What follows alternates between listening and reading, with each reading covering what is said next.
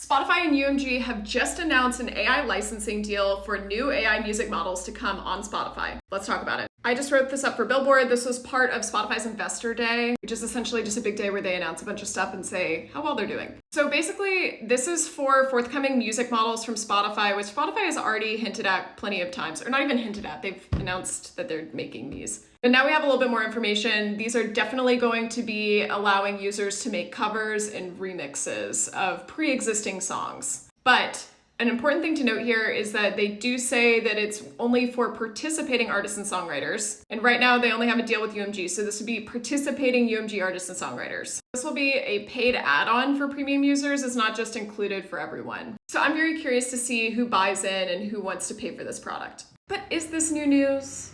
Kind of not really.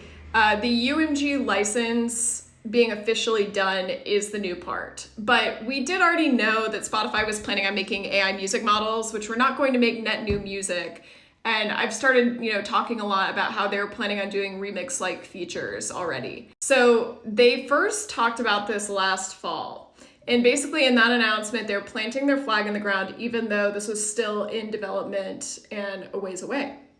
This still hasn't launched, and we don't know when it's going to launch. The press release about this new licensing deal with UMG still did not reveal when it's going to come out. But basically, in last fall's announcement, it says they're partnering with 3 major music companies as well as Believe and Merlin, which are 2 big independent players, to launch artist-first music tools. One thing to keep in mind with this is that Spotify is entering a very crowded race in the realm of AI-powered remixing. This is incredibly popular right now. Udio, which used to make songs with a click of a button from text prompts, is now pivoting to do a very similar thing. They're doing covers and remixes. There's a company called Hook that specializes in kind of remixing with AI-powered technology. There's this forthcoming product called Clay, which has made a bunch of announcements but hasn't really launched, which also will have some element of remixing. But I think it's worth noting that Spotify does have a very clear advantage here, not only because they probably have a lot of money for R&D, but users are already on Spotify all day. It's way easier to get someone to go back to Spotify than to get them to use a new app. So we will see how all this space develops as far as remixing goes. As y'all know, I will keep you updated on all things AI music here.